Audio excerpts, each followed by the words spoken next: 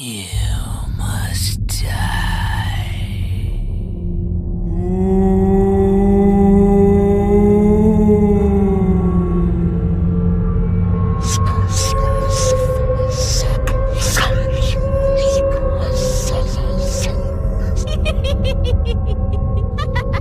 Get out.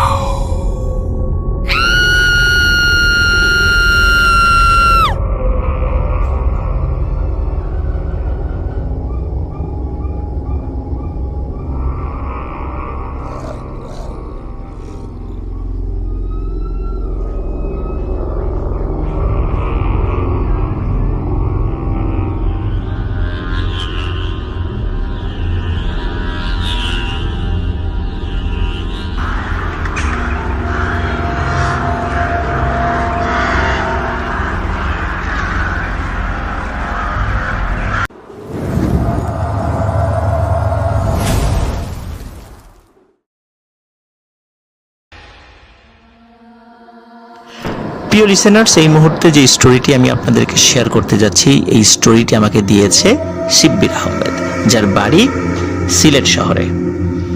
সিলেটের একদম প্রাণকেন্দ্রে তার বসবাস।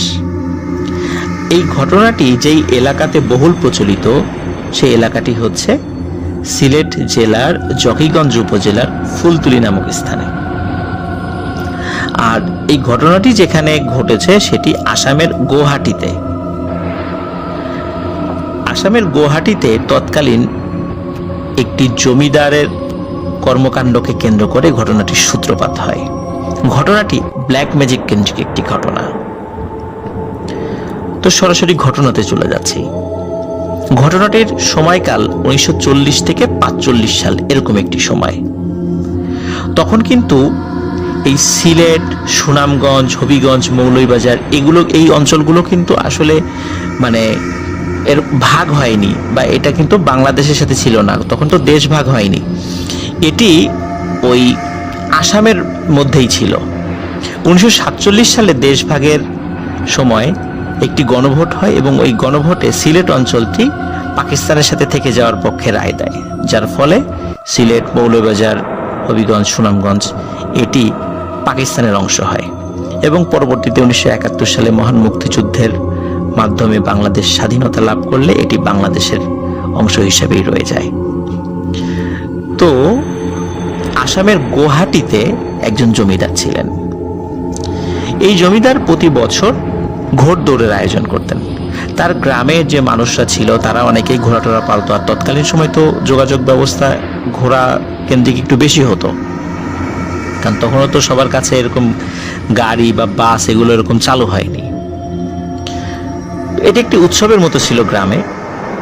তো জমিদার বর্ষাকালের ঠিক আগে এই ঘোড়দৌড়ের একটা আয়োজন করত। তো এমন একটা সময়ে নিয়মিতভাবে যেহেতু এটা করে, তো ওই বছরের একটা নির্দিষ্ট দিনে জমিদার ঘোড়দৌড়ের আয়োজন করেন। গ্রামের বিভিন্ন প্রান্ত থেকে মানুষজন ঘোড়া নিয়ে আসে তার ঘোড়াকে প্রতিযোগিতায় অংশগ্রহণ করানোর জন্য। এর মধ্যে চিনাই নামে একজন ব্যক্তি, আবারও বলছি তার নাম হচ্ছে চিনাই। এই চিনাই নামক একজন ব্যক্তি, সে একটি ঘোড়া নিয়ে আসে। এই ঘোড়াটি অন্য সবার ঘোড়া থেকে বেশ তাগড়া ছিল, উঁচু ছিল এবং দেখতে একদম কুচকুচে কালো ছিল।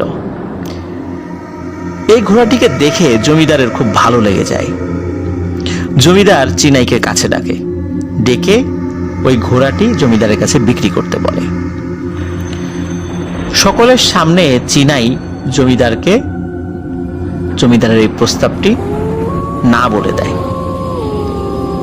সবার সামনে এরকম একজন প্রতাপশালী জমিদারকে মুখের সামনে না বলে দেয়া, এটি জমিদার ভালোভাবে নেয়নি। জমিদার খুবই অপমানিত হয়, বা সে অপমানিত বোধ করে। সে চিনাইকে বলে, তুমি প্রতিযোগিতায় অংশগ্রহণ করতে পারবে না, তুমি চলে যাও, তোমাকে এই ঘোড়দৌড় প্রতিযোগিতায় অংশগ্রহণ করতে দেয়া হবে না। তখন চিনাই বলে যে, আমার তো কোনো দোষ নেই, আপনি ঘোড়ার দাম করেছেন বা ঘোড়াটা নিতে চেয়েছেন, কিনতে চেয়েছেন, আমি মালিক হিসাবে তো সেটা না বলতেই পারি যে আমি বিক্রি করব না। আমাকে প্রতিযোগিতা থেকে কেন বের করে দিচ্ছেন? জমিদার বলে, কোনো কথা শুনবো না, প্রতিযোগিতা থেকে বের হয়ে যাও। তখন জমিদার তার লোকদেরকে দিয়ে চিনাইকে তার ঘোড়া সমেত ওই প্রতিযোগিতা থেকে বের করে দেয়। চিনাই ওই ঘোড়া নিয়ে ওই প্রতিযোগিতায় অংশ নিতে পারে না। জমিদার খেয়াল করে যে চিনাই যখন হেঁটে যাচ্ছিল সে ঘাড় ঘুরিয়ে জমিদারের দিকে ভয়ঙ্কর দৃষ্টিতে তাকিয়েছিল। মনে হচ্ছিল বহু বছরের জমে থাকা ক্ষোভ জমিদারের দিকে তাকিয়ে সে ঝেড়ে দিচ্ছে। জমিদার কোনো একটা অদ্ভুত কারণে শুধু প্রতিযোগিতা থেকে বের করে দিয়েছে, তার উপর কোনো শাস্তি প্রয়োগ করতে পারছে না। জমিদার বুঝতে পারছে না কেন, যেন সে বলতে পারছে না যে আসলে চিনাইকে কোনো একটা শাস্তি দিবে, শাস্তির ঘোষণা করবে। জমিদাররা কিন্তু ওই সময় কিন্তু অনেক তার প্রজাদের উপর অনেক নির্যাতনমূলক কাজ করত, যেটা আসলে কোনো বিচার আচার হতো না। কিন্তু জমিদার কিন্তু সেটা পারেনি, শুধু প্রতিযোগিতা থেকেই বের করে দিয়েছে। এটাও একটা অদ্ভুত বিষয়। জমিদারের অনেক ক্ষমতা ছিল, বাট তিনি সেটা করেননি। কেন করেননি সেটি জমিদার নিজেও বলতে পারেন না, কিন্তু জমিদার কিন্তু মনে মনে চাচ্ছিলেন, কিন্তু সেটা পাচ্ছিলেন না। যাই হোক, প্রতিযোগিতা হয় উৎসবের সাথে এবং যথারীতি প্রতিযোগিতা শেষও হয়ে যায়। প্রতিযোগিতা যখন শেষ হয়ে যায় তখন জমিদারের একজন লোক এসে জমিদারকে বলে যে চিনাই যখন যাচ্ছিল তখন সে জোরে জোরে বলছিল, এই গ্রামে আর কখনোই কোনো ঘোড় দৌড়ের প্রতিযোগিতা হবে না, আমি এটা হতে দেব না। জমিদার এই কথা শুনে সে হেসে ওঠে, বলে যে ওর মতো একজন মানুষ সে এই প্রতিযোগিতা বন্ধ করবে, এটা একটা হাস্যকর বিষয়। তখন অন্য লোকরা বলে যে মালিক আমাদেরকে হুকুম দেন, ওকে শায়েস্তা করে আসি। কিন্তু জমিদার কোনো এক অদ্ভুত কারণে, ওই যে বললাম, সে হুকুম দিতে পারে না। যাই হোক, অল্প কিছুদিনের মধ্যে বর্ষাকাল শুরু হয়ে যায়। আর বর্ষাকাল হলে স্বাভাবিকভাবে মানুষ মাছ ধরতে বের হয়। কোনো এক রাতে ওই গ্রামের মানুষ বিলে মাছ ধরতে গেছে নৌকা নিয়ে। রাত প্রায় আনুমানিক, কারণ তখন তো মানুষের হাতে ঘড়ি থাকতো না, আনুমানিক রাত প্রায় 1:30 থেকে 2টো বাজে। হঠাৎ ওই নৌকায় যারা বসেছিলেন বা আরো দূরে দূরে তো নৌকা ছিল, তারা সবাই দেখছে, এটা যে শুধু 1-2 জন দেখছে তা না, বিশাল আকৃতির একটি ঘোড়া পানির উপর দিয়ে টকবক টকবক করে দৌড়াতে দৌড়াতে আসছে। আর ঘোড়াটি যখন নিকটে আসছে তখন মানুষটা দেখতে পায় ঘোড়ার উপর একজন সওয়ারি বসে আছে, কিন্তু সেই সওয়ারির মাথা নেই, মাথা ছাড়া একজন ঘোড়সওয়ারি বসে আছেন। এবং ওই ঘোড়াটা একদম কালো মিচমিচে, অনেক উঁচু লম্বা একটা ঘোড়া। এইরকম অদ্ভুত ঘোড়া এবং ঘোড়ার উপর মাথাবিহীন একজন সওয়ারিকে দেখে ওই নৌকায় থাকা লোকজন সবাই ভয় পায়। শুধু যে ওই নৌকার লোকজন ভয় পেয়েছে তার আশেপাশে সবাই কিন্তু দেখেছে। সবাই ভয়ে নৌকা দ্রুত যে যেদিকে পারে নিয়ে সরে যায়। ওই রাতটা তারা মাছ ধরতে পারে না। সকালবেলা এই ঘটনা সকলের কাছে পৌঁছে যায় যে রাত্রে এই ধরনের একটা ঘটনা ঘটেছে। তখন অনেকেই বলে যে রাত্রে মাছ ধরতে গেলে সচরাচর এই ধরনের টুকটাক ঘটনা ঘটতেই পারে, কারণ আমরা মাছ ধরা রিলেটেড অসংখ্য ঘটনা বলেছি বিভিন্ন ভয়ের শোগুলোতে। তো আমরাও জানি প্রিয় লিসেনার্স যে মাছ ধরতে গেলে এরকম টুকটাক ঘটনা ঘটেই। তো ওনারাও কিন্তু ওই রকমই চিন্তা করেছেন যে মাছ ধরতে গেলে রাত্রেবেলা টুকটাক ঘটনা ঘটে, এটা কিছু না। পরের দিন তারা আবারও মাছ ধরতে যান, স্বাভাবিকভাবেই, যেটা তারা করে থাকেন, কারণ তারা তো জেলে ছিলেন। ওই রাত্রেও একই ঘটনা ঘটে।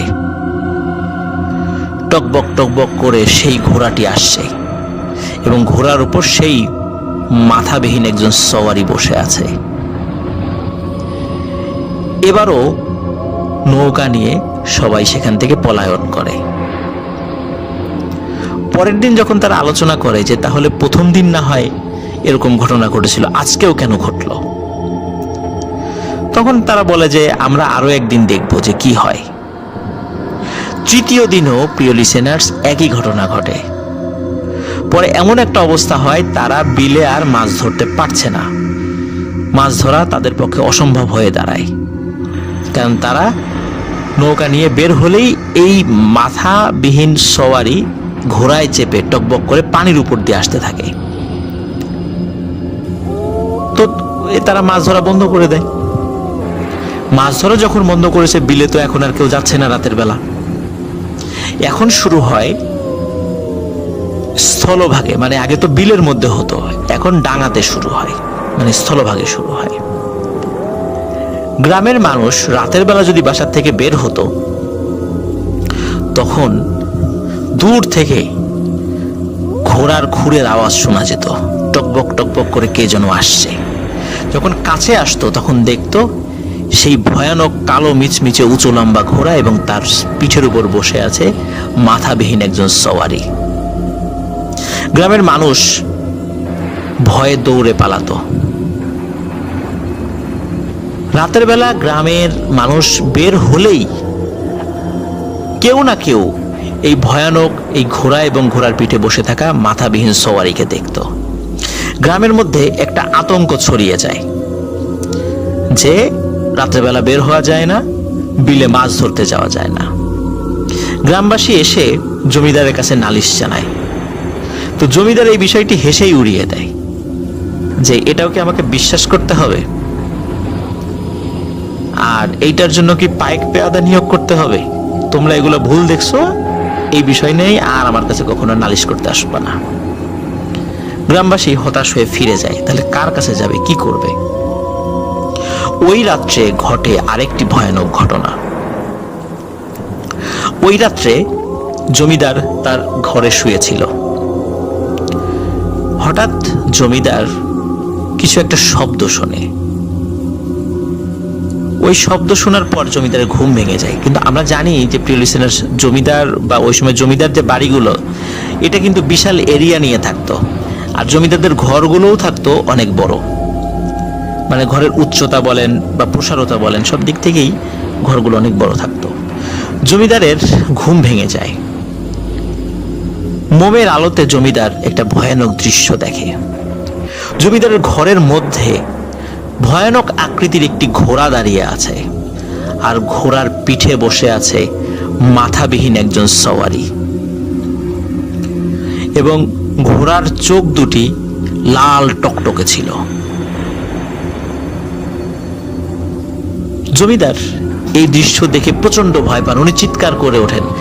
আশেপাশ থেকে জমিদারের যেই প্রহরীরা আছে তারা চলে আসে।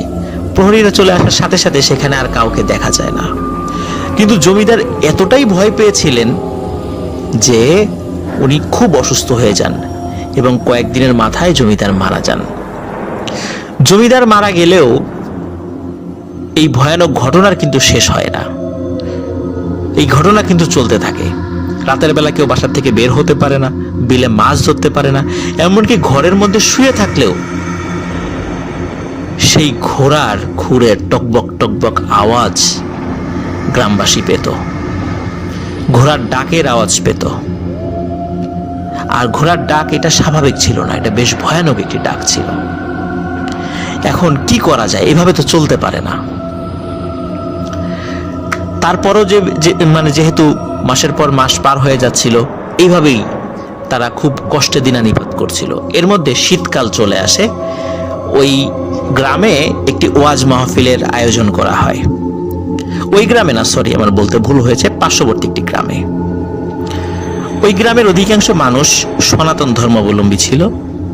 তো তারা চিন্তা করে যে আমরা ওই মাহফিলে যাব, ওখানে যাওয়ার পরে ওখানে যিনি পীর সাহেব আসবেন তার কাছে গিয়ে বিষয়টি বলবো, তিনি যদি কোনো সমাধান দিতে পারেন। কারণ তারা স্থানীয়ভাবে অনেক সমাধানের চেষ্টা করলেও এই বিষয়টি কোনোভাবেই সুরাহা হচ্ছিল না। কারণ হচ্ছে তারাও কিন্তু ওই গ্রাম বা পার্শ্ববর্তী গ্রাম থেকে বিভিন্ন কবিরাজদেরকে ডেকে নিয়ে এসেছিল। কবিরাজরা যখনই এই সমস্যার সমাধানের চেষ্টা করত, তখনই ওই কবিরাজের সন্তানাদি মারা যেত, এমনকি কবিরাজও মারা যেত। এই জন্য কবিরাজরা ভয়ে এই সমস্যার সমাধানের জন্য আসতে চাইতো না। গ্রামবাসী যখন একদম হতাশ হয়ে গিয়েছিল, তখন তারা চিন্তা করেছে যে আমরা এই যিনি ওয়াজে আসবেন ওয়াজ করতে আসবেন, শুনেছি তিনি অনেক বুজুর্গ একজন মানুষ, তার কাছে আমরা এই সমস্যার সমাধানের জন্য বলবো। এবং সত্যি তার কাছে যান, ওয়াজ শেষ হন, ওয়াজ যখন শেষ হয়, ওয়াজ শেষ করার পরে গ্রামবাসীদের একটা প্রতিনিধি দল হুজুরের সাথে দেখা করেন। হুজুরের সাথে দেখা করার পরে হুজুর মনোযোগ দিয়ে সব কথা শোনেন। শোনার পর হুজুর বলেন যে এই যে চিনাই নামে যে লোকটা ঘোড়া নিয়ে এসেছিল, ও ব্ল্যাক ম্যাজিক জানতো। ওখান থেকে চলে যাওয়ার পরেই ও ভয়ানক একটি জিনকে চালান করে দেয়, যাতে করে কেউ আর বিলে মাছ ধরতে না যায়, রাত্রেবেলা ঘর থেকে বের না হয়, এবং গ্রামে একটি ভয়ানক পরিবেশ পরিস্থিতি সৃষ্টি করার জন্য। এবং এটি করতে সে সফল হয়েছে। জমিদার ভয়ে মারা গেছে এবং তোমাদেরকেও ভয় দেখাচ্ছে। এখন এটার সমাধান কি? তখন হুজুর বলেন, এটার সমাধান একটাই, আমি একটি চিরকুট লিখে দিচ্ছি। তোমরা কেউ একজন সাহসী মানুষ রাতের বেলা গিয়ে গ্রামের 3 রাস্তার মোড়ে একটি ছোট্ট পাথর দিয়ে এই চিরকুটটা মাটিতে রেখে আসবা। পরের দিন তাই করে। ওই রাত্রে একজন মানুষ, বেশ সাহসী একজন মানুষ, উনি পাথর দিয়ে ওই চিরকুটটি 3 রাস্তার মোড়ে ঢেকে রেখে আসেন। এবং পরের দিন সকালে গিয়ে দেখেন পাথরটি ওই জায়গায় আছে, কিন্তু ওই চিরকুটটি নেই। অদ্ভুত ব্যাপার, এরপর থেকে ওই ঘোড়া এবং ঘোড়ার উপর মাথা কাটা সওয়ারিকে আর দেখা যায় না, এবং আজও কখনো দেখা যায়নি ওই গ্রামে। পীর সাহেব বলেছিলেন যে এটি ব্ল্যাক ম্যাজিকের কারণে হয়েছে, এবং ওই ঘোড়সওয়ারি, এই জিনটি এতটাই শক্তিশালী ছিল যে ওর সাথে কেউ পেরে উঠত না, যার কারণে কোনো কবিরাজ এই সমস্যার সমাধানের চেষ্টা করতে গেলে তার উপরে নেমে আসতো ভয়ানক পরিণতি। এই জন্য সচরাচর কেউ এই কাজটি করতে চাইতো না। এইভাবে এই সমস্যাটির সমাধান হয়েছিল। প্রিয় লিসেনার্স, আপনারা অনেকেই জানতে চাইবেন, এই যে হুজুরের কথা বলছি, উনি কে ছিলেন? হ্যাঁ প্রিয় লিসেনার্স, ওনার নাম ছিল আব্দুল লতিফ চৌধুরী। উনি ফুলতুলি পীর সাহেব হুজুর নামে সিলেট অঞ্চলে পরিচিত। শুধু সিলেট অঞ্চলে না, পুরো সিলেট বিভাগ, বাংলাদেশ এবং এই উপমহাদেশে উনি ফুলতুলি পীর সাহেব হুজুর নামে পরিচিত। ধর্মীয় শিক্ষার প্রসার এবং ধর্ম বর্ণ নির্বিশেষে মানুষের উপকার করার জন্য ফুলতুলি পীর সাহেব হুজুর বিখ্যাত হয়ে আছেন। 1913 সালে সিলেট জেলার জকিগঞ্জের ফুলতুলি নামক স্থানে উনি জন্মগ্রহণ করেন। দীর্ঘ কর্মজীবনে উনি অসংখ্য ভালো কাজ করে গেছেন, যেগুলো বলে শেষ করা যাবে না। 2008 সালের 16 জানুয়ারি উনি ইন্তেকাল করেন, এবং ফুলতুলির মাটিতেই ওনাকে সমাহিত করা হয়েছে। আল্লাহ তাকে জান্নাতুল ফেরদৌস দান করুক, এবং তার ওসিলায় হিন্দু মুসলিম নির্বিশেষে বহু মানুষ উপকৃত হয়েছে। প্রিয় লিসেনার্স, আরো একটি জিনিস ভেবে অবাক হবেন, উনি যখন মারা গিয়েছিলেন এবং ওনার যে জানাজা হয়, এই জানাজায় প্রায় 2 থেকে 2.5 মিলিয়ন মানুষ, মানে 20 থেকে 25 লক্ষ লোক জানাজায় সমবেত হয়েছিল। ভারত থেকে যারা আসতে পারেনি, কারণ ভারতেও বিশেষ করে আসামে ওনার অসংখ্য ভক্ত রয়েছে, তারাও বর্ডারের ওই পাশে জানাজায় দাঁড়িয়ে গিয়েছিল, এবং সেই সংখ্যাটাও প্রায় লক্ষাধিক ছাড়িয়ে গিয়েছিল। এমনই একজন মানুষ ছিলেন তিনি, যার ওসিলায় এই ভয়ানক ব্ল্যাক ম্যাজিক থেকে আসামের গুয়াহাটি অঞ্চলের ওই গ্রামের মানুষরা মুক্তি পেয়েছিল। আল্লাহ তাআলা আমাদের সবাইকে ভালো মানুষ হওয়ার তৌফিক দান করুক, এমন মানুষ হওয়ার তৌফিক দান করুক যার মাধ্যম দিয়ে আসলে মানুষ সত্যিকার অর্থে উপকৃত হতে পারে। ঠিক যেমন ফুলতুলি পীর সাহেব হুজুর ধর্ম বর্ণ নির্বিশেষে মানুষকে উপকার করেছিলেন। এটি ছিল ঘটনা।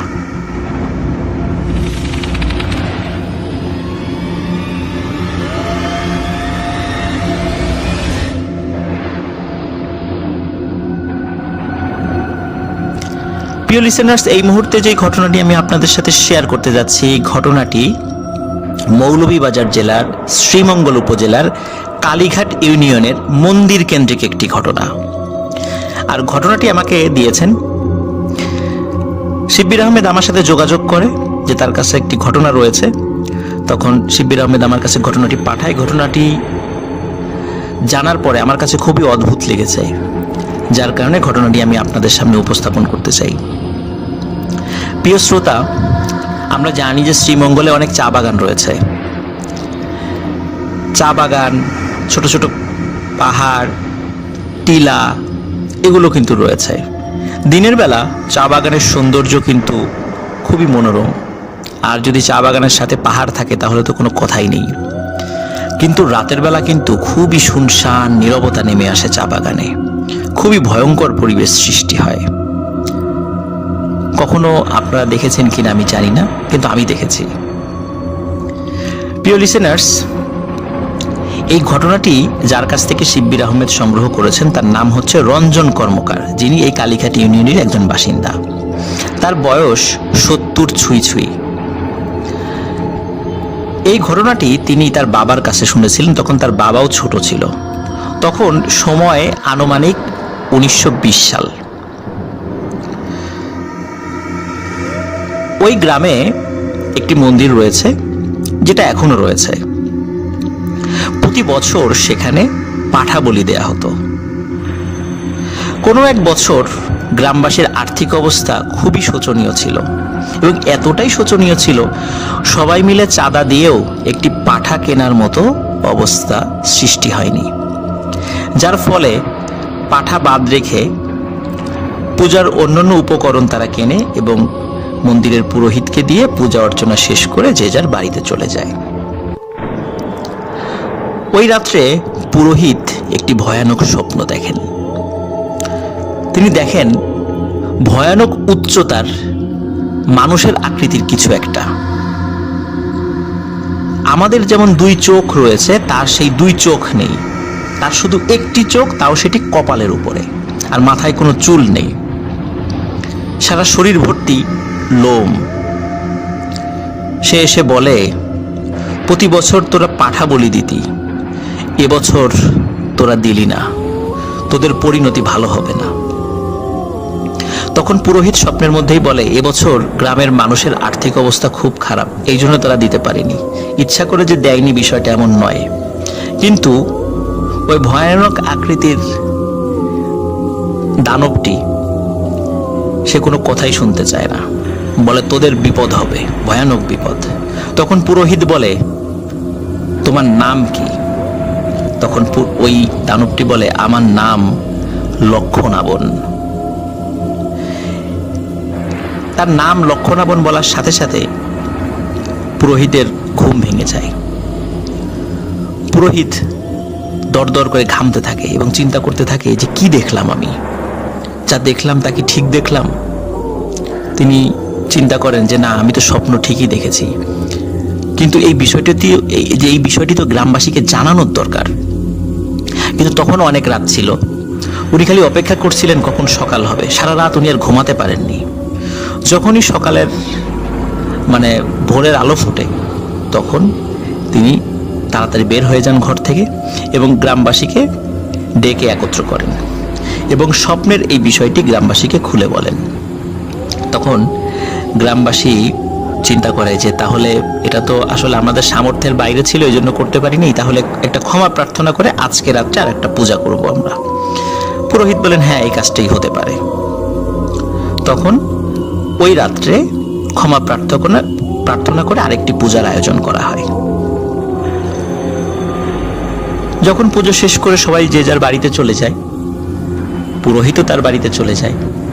ওই রাত্রে পুরোহিত আবার সেই লক্ষণাবনকে স্বপ্নে দেখে। লক্ষণাবন স্বপ্নে এসে বলে যে ক্ষমা প্রার্থনা করে কোনো লাভ হবে না, তোরা যেটা করেছিস তার ফল তোদেরকে ভোগ করতে হবে। এখন একটা পথ খোলা আছে। এই গ্রামের 1 দিন বয়স থেকে শুরু করে নিয়ে 9 মাস 9 দিন বয়স পর্যন্ত যতগুলো বাচ্চা রয়েছে, এই বাচ্চা সংখ্যক পাঠা এক দামে একই রঙের হতে হবে। এই এত সংখ্যক পাঠা বলি দিতে হবে। যদি দিতে পারিস তোরা, তাহলে বেঁচে যাবি, আর তা না হলে ভয়ানক বিপদ নেমে আসবে। এই কথা বলার পর পুরোহিতের স্বপ্ন আবার ভেঙে যায়। একই রকম ভাবে পুরোহিত চিন্তা করে যে সকাল হতে না হতেই গ্রামবাসীকে বিষয়টি জানাতে হবে। পুরোহিত বিষয়টি গ্রামবাসীকে জানান, গ্রামবাসী খুব ভয় পায়। তখন গ্রামবাসী পরামর্শ দেয় যে আপনার থেকেও আরো ভালো কোনো পুরোহিতের কাছে আপনি যান, যাকে আপনি চেনেন, তাকে দিয়ে এই ভয়ানক লক্ষণাবন নামক এই দানবকে হাজির করার চেষ্টা করেন, তার সাথে কথা বলে বিষয়টা কিভাবে সমাধান করা যায়। তখন পুরোহিত তার পরিচিত ওই মৌলভীবাজার জেলার আরেকজন পুরোহিতের সাথে যোগাযোগ করেন। তিনি বয়সে অনেক সিনিয়র ছিলেন এবং অভিজ্ঞ মানুষ ছিলেন। ওই পুরোহিত বলেন যে ঠিক আছে, আমি যতটুকু মন্ত্র জানি জিন হাজির করার, আমি সেটা চেষ্টা করে প্রয়োগ করে এই লক্ষণাবনকে হাজির করার চেষ্টা করব। সেই পুরোহিত রাতের বেলা ওই গ্রামে আসেন, এসে তার যে রিচুয়ালগুলো আছে সেগুলো শুরু করেন। ঘন্টার পর ঘন্টা চেষ্টা করেও তিনি লক্ষণাবনকে হাজির করতে পারছিলেন না। একটা পর্যায়ে ওই পুরোহিত অসুস্থ হয়ে পড়েন, কারণ দীর্ঘক্ষণ ধরে মন্ত্র পাঠ করতে করতে ওনার শরীর দুর্বল হয়ে পড়েছিল। তখন উনি বলেন যে আমি একে হাজির করতে পারলাম না, এ অত্যন্ত শক্তিশালী একটি জিন, আমার থেকেও আরো অভিজ্ঞ এবং ভালো পুরোহিত লাগবে, তোমরা তাকে খোঁজ করার চেষ্টা করো। এই ঘটনা যখন ঘটে তখন গ্রামবাসী চিন্তা করে কার কাছে যাওয়া যায়। কিন্তু এই চিন্তা করতে করতেই গ্রামে শুরু হয় একটি ভয়ানক ঘটনা। আর ঘটনাটি শুরু হয় কোনো এক শনিবার রাতে 3-4 দিনের একটি বাচ্চার ভয়ানক মৃত্যুর মধ্য দিয়ে। ওই গ্রামের একটি বাড়িতে 3-4 দিনের একটি বাচ্চা ছিল, মা বাবার কাছেই রাত্রে ঘুমিয়েছিল। হঠাৎ মা বাবা, বিশেষ করে বাচ্চার মা, তার সমস্ত শরীর এবং আশেপাশে বিছানা খুব ভেজা ভেজা মনে হচ্ছিল। তখন তিনি চিন্তা করেছেন হয়তোবা বাচ্চা, স্বাভাবিকভাবে ছোট বাচ্চা বিছানায় পেশাব করে, তো উনি মনে করেছিলেন হয়তোবা এমনটাই হয়েছে। কিন্তু কেমন যেন কিছুক্ষণ পরেই তার হাত আঠা আঠা হয়ে যাচ্ছিল। তখন উনি চিন্তা করেন কি ব্যাপার, এমনটা মনে হচ্ছে কেন। তিনি হারিকেনের আলোটা জ্বালান, আলোটা খুব কম ছিল, সেটাকে একটু বাড়ানোর সাথে সাথে উনি চিৎকার করে ওঠেন। ওনার চিৎকারে ওনার হাজবেন্ডের ঘুম ভেঙে যায়। তখন তারা দেখেন ওনাদের সন্তান জীবিত নেই, আর ওনাদের সন্তানের মাথাটা কেটে কেউ নিয়ে গেছে এবং ওই বাচ্চার রক্তে সমস্ত বিছানা ভরে গেছে। ওনাদের চিৎকারে আশেপাশের বাড়ির মানুষদের ঘুম ভেঙে যায়। সবাই এসে দেখে এই মর্মান্তিক ঘটনা। অথচ ঘর কিন্তু ভেতর থেকে বন্ধ ছিল। কেউ বাইরের থেকে এসে এই ভয়ানক কাজটি করবে, নৃশংস বর্বরতম কাজটি করবে, এমন কাজ করার কোনো সুযোগ ছিল না। তো যাই হোক, পরিবারের শোকের ছায়া নেমে আসে এবং ওই গ্রামের মানুষদের একটা ছিল, ধর্মীয় একটা কালচার ছিল যে শিশু বয়সে যদি কেউ মারা যেত তাকে আর আগুনে দাহ করতো না, মাটিতে কবর দিয়ে দিত। তো বাচ্চাকে মাটিতে কবর দেয়। এর পরের শনিবার ঘটে সেম আরেকটি ঘটনা। এবারের বাচ্চার বয়স ছিল 15 থেকে 20 দিন। একই রকম ভাবে গভীর রাত্রে বাচ্চার মাথাবিহীন বডি পাওয়া যায়, অথচ ঘরের দরজা ভেতর থেকে বন্ধ ছিল। কে এই কাজটি করছে? লিসেনার্স, এই ঘটনাটি ঘটত প্রতি শনিবার রাত্রে। এইভাবে প্রায় 5 সপ্তাহে 5টি বাচ্চার মর্মান্তিক মৃত্যু ঘটে। গ্রামবাসী আতঙ্কিত হয়ে পড়ে, কারণ গ্রামবাসী বুঝতে পারে যে বাহিরের কোনো লোক ঢুকে এই কাজটি করেনি। তখন গ্রামবাসী পুরোহিতকে বলে যে তুমি দ্রুত সিলেটে যাও, সিলেটে গিয়ে ওখানে যে বড় বড় মন্দির আছে সেই পুরোহিতদের সাথে কথা বলো, দ্রুত এই সমস্যার সমাধান করো। তখন ওই কালীঘাট ইউনিয়নের ওই মন্দিরের পুরোহিত উনি সিলেটে যান। সিলেটে যাওয়ার পরে ওনার পরিচিত একজন খুব ভালো মানের একজন পুরোহিতের সাথে কথা বলেন। ওই পুরোহিতকে ওই গ্রামে নিয়ে আসেন। তখন তো যোগাযোগ ব্যবস্থা এতটা ভালো ছিল না, যেতে লাগতো একদিন, আসতে লাগতো একদিন, এরকম ছিল। তো ওই পুরোহিতকে নিয়ে আসেন। নিয়ে আসার পরে ওই পুরোহিত রাত্রে ওই লক্ষণাবনকে হাজির করার জন্য রিচুয়াল করতে থাকেন, মন্ত্রপাঠ করতে থাকেন, কিন্তু কোনোভাবেই ওই লক্ষণাবনকে তারা হাজির করতে পারে না, মানে ওই পুরোহিত হাজির করতে পারে না। তখন ওই পুরোহিত বলে, আমার একার প্রচেষ্টা এটি হবে না, তুমি আরো 6 জন পুরোহিত জোগাড় করো, আমরা 7 জন মিলে চেষ্টা করলে যদি তাকে হাজির করা যায়। এবং সত্যি পরের রাত্রে 7 জন পুরোহিত একত্রে ওই লক্ষণাবনকে হাজির করার জন্য তাদের ধর্মের যে রিচুয়াল আছে সেটা শুরু করেন। রাত 12টার পরে শুরু করেন। রাত 12টা থেকে 1টা, 2টো, 3টা, 4টা বেজে যাচ্ছে। মন্ত্র পড়তে পড়তে পুরোহিতদের অবস্থা খারাপ হয়ে যাচ্ছে, গলা দিয়ে রক্ত বের হয়ে যাওয়ার উপক্রম হচ্ছে, শরীর অসুস্থ হয়ে যাচ্ছে, তবুও তারা থামছেন না। কিন্তু এত প্রচেষ্টার পরেও লক্ষণাবনকে সহজে হাজির করা যাচ্ছে না। যখন পুরোহিতদের চেষ্টা প্রায় শেষ দিকে, তারা অসুস্থ হয়ে পড়ছেন, হঠাৎ ভয়ানক শব্দে কালো একটি ছায়া ধবাস করে এসে পুরোহিতদের সামনে পড়ে এবং অনেকের সামনেই সেটাই দৃশ্যমান হয়, কিন্তু তার চেহারাটা ভালো করে দেখা যাচ্ছিল না। সে হাজির হয়ে বৃষ্টি ভাষায় গালিগালাজ করতে থাকে, বলে যে আমাকে ডেকে কোনো লাভ হবে না, তোরা কেন আমাকে ডাকছিস বারবার? আমি তো সমস্যার সমাধান বলেই দিয়েছি, আর যেহেতু আমাকে ডেকেছিস, আমাকে বিরক্ত করেছিস, আগে তো বাচ্চার সংখ্যা দিয়ে পাঠা বলি দিলেই হতো, এখন আর তা হবে না। এখন এই গ্রামে যতগুলো মানুষ আছে ঠিক ততগুলো পাঠা বলি দিতে হবে, এটাই সমস্যার সমাধান। আর যতবার আমাকে ডাকবি, যত বিরক্ত করবি, তোদের পানিশমেন্ট আরো বাড়তে থাকবে। এই কথা বলেই ওই লক্ষণাবন জিনটি অদৃশ্য হয়ে যায়। তখন ওই পুরোহিতটা বলতে থাকে যে আমরা এই লক্ষণাবন জিনের সাথে পেরে উঠব না, কোনোভাবেই তার সাথে জয়ী হওয়া যাবে না, অন্যভাবে ব্যবস্থা নিতে হবে। তখন ওই পুরোহিতরা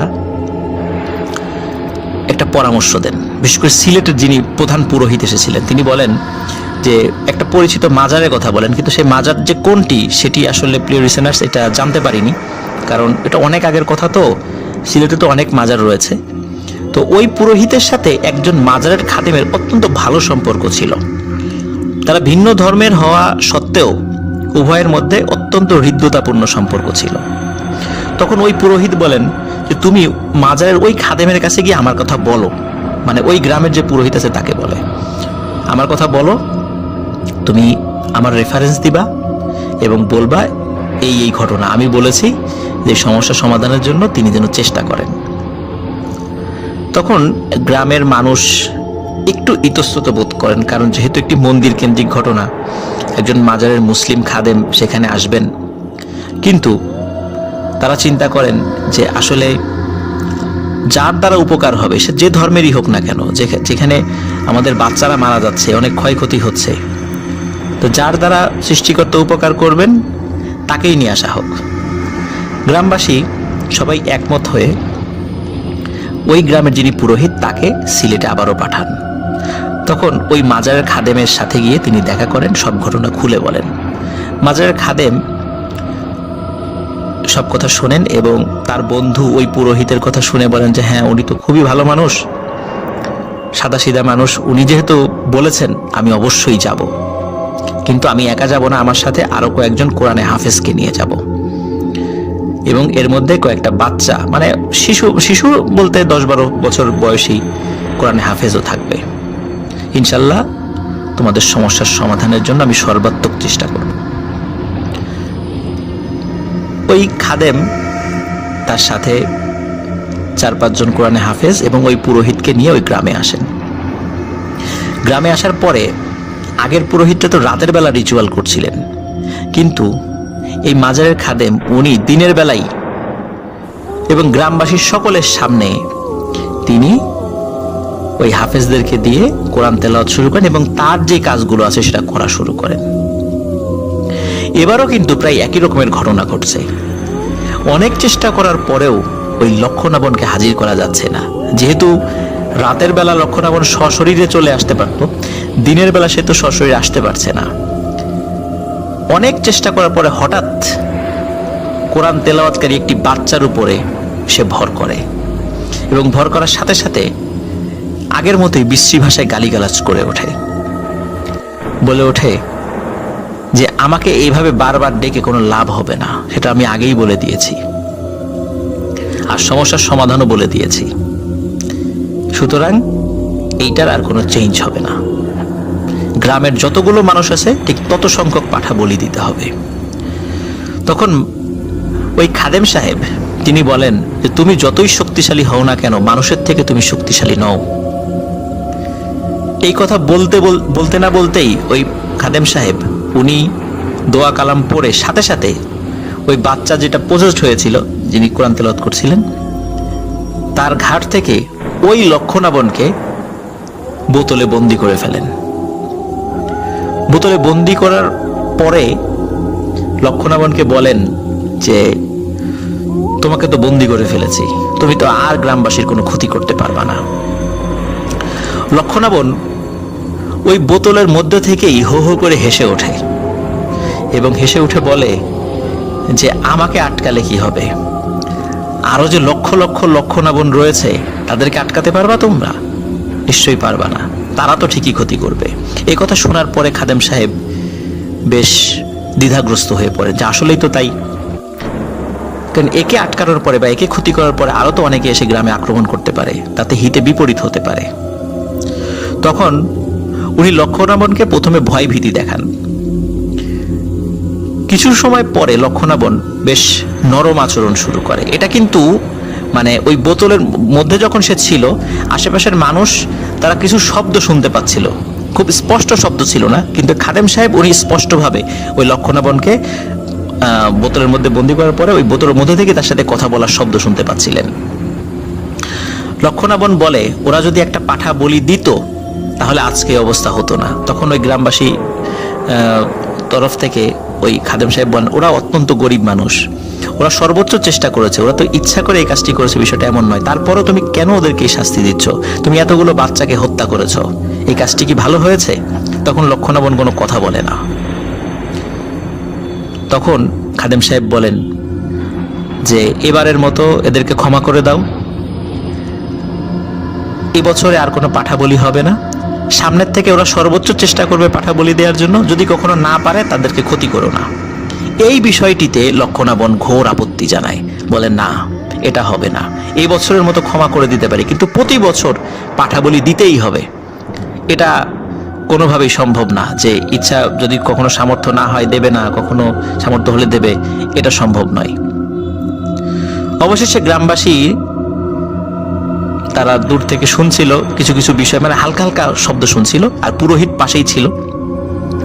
তখন পুরোহিত গ্রামবাসীদের সাথে কথা বলে ওই খাদেমকে বলেন যে গ্রামবাসী রাজি হয়েছে, তাদের যত কষ্টই হোক প্রতি বছর তারা পাঠা বলি দেবে। যখন গ্রামবাসীর কাছ থেকে অনুমতি নিয়ে পুরোহিত এবং ওই খাদেম সাহেব উনি যখন লক্ষ্মণাবনকে বলেন, ওনারা বলেন যে হ্যাঁ ঠিক আছে, তোমার কথাই ঠিক থাকলো, আমরা প্রতিশ্রুতি দিলাম এটা হবে। তখন লক্ষ্মণাবন বলে যে আমাকে ছেড়ে দাও।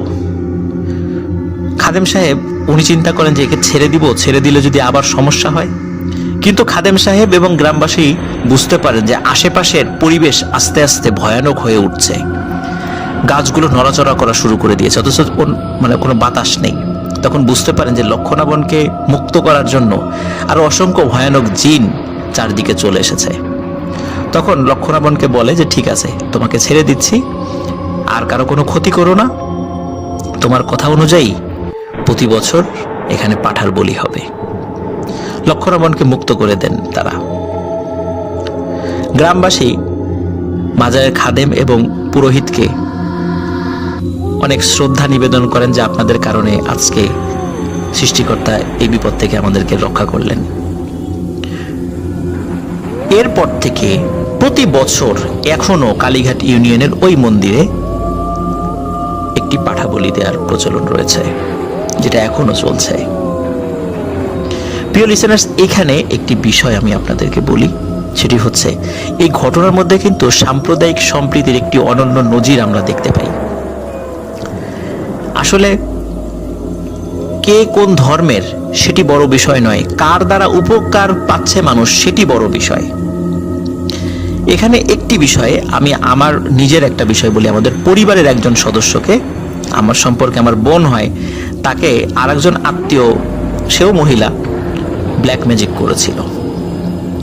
রাজবাড়ী শহরের অনেক হুজুরকে দেখানো হয়েছে, আমি নিজের যার সাক্ষী ছিলাম। অনেক দোয়া তদবির দেওয়া হলেও কোনো লাভ হচ্ছিল না।